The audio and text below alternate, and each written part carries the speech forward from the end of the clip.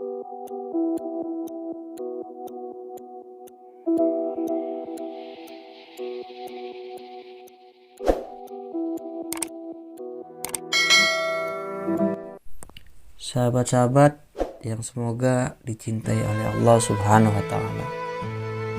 Ketika kita merasakan kesedihan, kegalauan, kegundahan, maka pesan saya jangan pernah berpaling atas nikmatnya, jangan berpaling kepadanya. Ada cara Rasulullah SAW mengatasi kesedihan. Ketika Rasulullah SAW dalam keadaan sedih, dikisahkan beliau sedang berdakwah di antara keluarga besar beliau, termasuk sahabat dan paman-paman beliau. Nah, beliau mendapatkan penolakan terutama dari Abu Lahab. Yang lain tidak menolak, melainkan terdiam. Menerima ataupun menolak itu masih diragukan karena mereka terdiam. Dan Abu Lahab menolak dengan kasar, marah, menghina, mencela, sampai mengatakan bahwa Nabi, engkau itu anak yatim. Kamu harus tahu diri, siapa yang selama ini membesarkanmu. Kami adalah paman-paman kamu. Seandainya kamu mau mengajarkan kami lebih tua daripada kamu. Kami lebih banyak pengalaman, kata Abu Lahab. Sehingga perkataan Abu Lahab membuat hati Nabi merasa sedih. Lah kok paman saya sendiri begini, apalagi orang lain, pikiran Nabi. Dan Nabi pun berdakwah kepada tetangganya, masyarakat Mekah, masyarakat yang dekat dengan beliau. Nah, namun sebagian besar menolaknya. Bahkan tidak sedikit dari mereka yang menolak, yang menyakiti perasaan Nabi.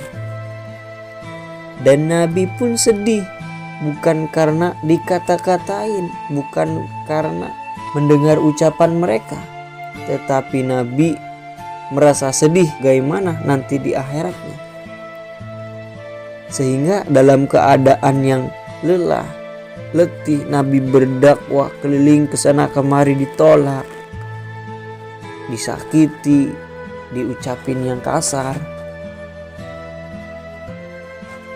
Beliau mengetuk pintu nggak dibukain, datang ke perkumpulan diusir, diperlakukan seperti orang yang hina, yang dianggap gila. Semua menjauhi Nabi. Sehingga Nabi pulang ke rumah kepada istrinya setelah seharian penuh kelelahan, kotor karena dilempari, kotor karena disakiti oleh mereka.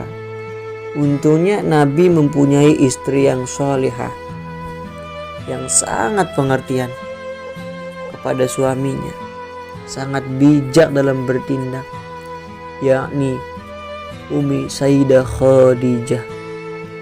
Setelah Nabi mengetuk pintu rumahnya, ingin masuk, beliau dibukakan pintu rumahnya oleh Khadijah. Dan Khadijah paham betul dengan keadaan Nabi, mempersiapkan kebutuhannya, makan malamnya.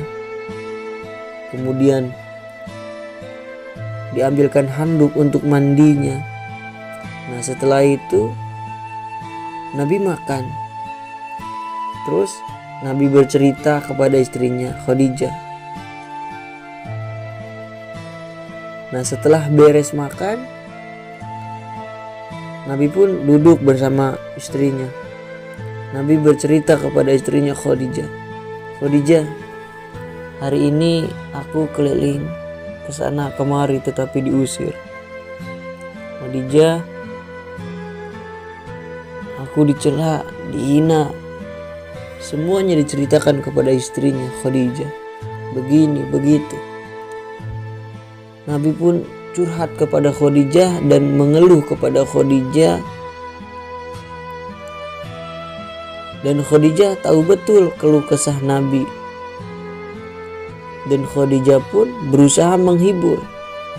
Dan beliau mengucapkan, "Jangan sedih wahai kekasih Allah, sesungguhnya Allah enggak akan mengecewakan engkau," kata Khadijah.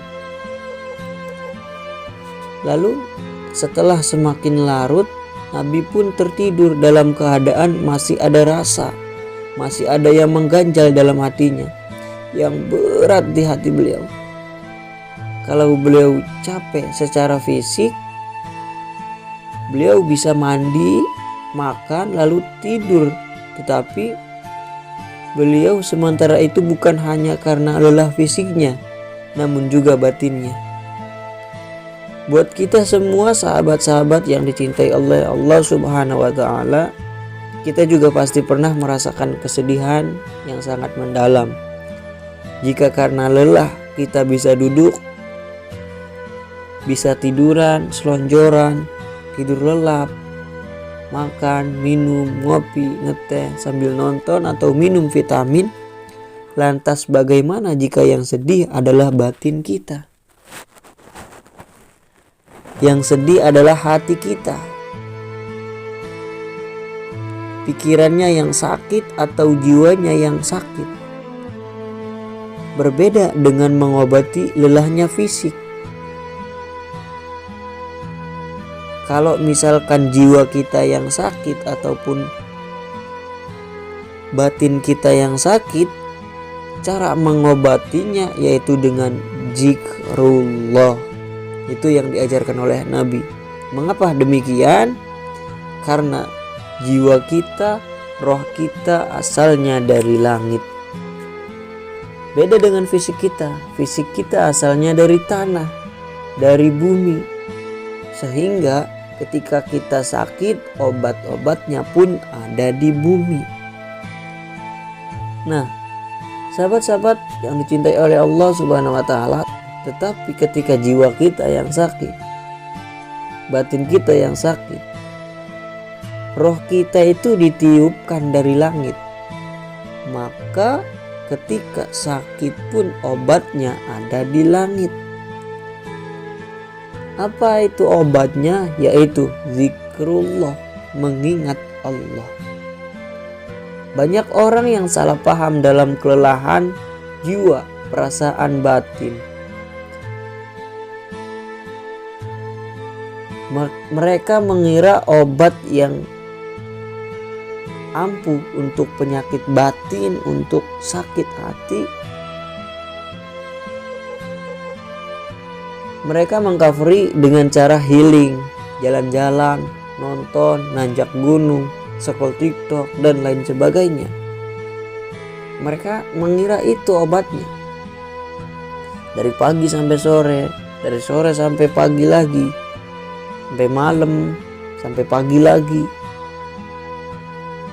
Mereka pikir dapat melupakan rasa sakitnya dengan cara begitu. Ternyata setelah mereka menjalankan healing segala macam, lelahnya itu nggak hilang. Di hatinya nggak menjadi ringan. Bahkan luka perasaannya nggak menjadi sembuh. Menghilang tapi sementara. Kenapa? Karena dia bukan sedang capek fisik. Ternyata Allah tahu Nabi sedang bukan lelah fisik. Dalam surat Al-Kahfi, "Fala'allaka bahi'un nafsaka 'ala atharihim illam yu'minu bihadzal hadisi asafa." Maka barangkali engkau Muhammad akan mencelakakan dirimu karena bersedih hati setelah mereka berpaling, sekiranya mereka tidak beriman kepada keterangan ini.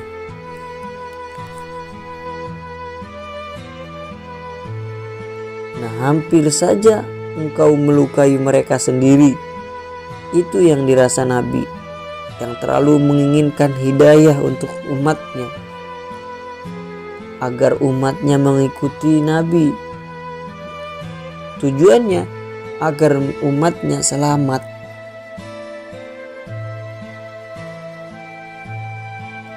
Beliau mengajak umatnya kebahagiaan yang hakiki, menuju ridhonya Allah dan mengharapkan ridhonya Allah agar mereka di surga bersama Nabi kita, Nabi Muhammad Shallallahu Alaihi Wasallam. Nah, sehingga ketika Nabi tertidur, Nabi mengerjakan qiyamul lail. Allah suruh Nabi untuk bangun malam. Allah membangunkan Nabi untuk tahajud, sholat malam, sehingga buat kita semua yang pernah merasakan lelah batin, ngerasa capek, ngerasa paling banyak masalah, ngerasa sepi, sendiri, sakit hatinya, terluka hatinya, galau pikirannya, maka ayo, kata Allah, qiyamul lail, bangun di malam hari. Maka Allah akan mengobati luka di hati kita, seperti obat yang menyembuhkan luka di fisik kita. Allah akan menyembuhkan goresan di hati kita, perasaan kita, melapangkan hati kita, jiwa kita, dan membuat sembuh hati kita. Nah, itu keutamaan sholat malam apabila kita melakukan dengan benar.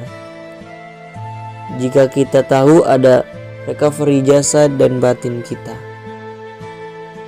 Nah, jadi kita tahu bagaimana cara mengobati jasad kita dan batin kita. Ketika jasad kita merasa sakit, fisik kita merasa sakit, obatnya datang ke dokter ataupun beristirahat dengan penuh, makan yang banyak, makan vitamin yang banyak. Nah, sedangkan untuk recovery batin kita yaitu dengan cara mendekatkan diri kepada Allah Subhanahu wa taala ataupun melakukan zikrullah. Sahabat-sahabat yang dicintai oleh Allah Subhanahu wa taala, mari kita tanamkan di hati kita bahwa hidup kita itu tidak akan pernah selamanya. Hidup kita tidak akan abadi di dunia. Ketika kita dihidupkan di dunia paling lama 100 tahun, itu pun kalau nyampe, kalau tidak, hidup kita akan selamanya di akhirat. Maka lakukan sebaik-baiknya amalan-amalan yang ada di dunia, apapun itu, yang penting bermanfaat bagi kita, bermanfaat bagi orang lain. Khairun nas wa anfa'uhum linnas. Sebaik-baiknya manusia yaitu bermanfaat bagi orang lain.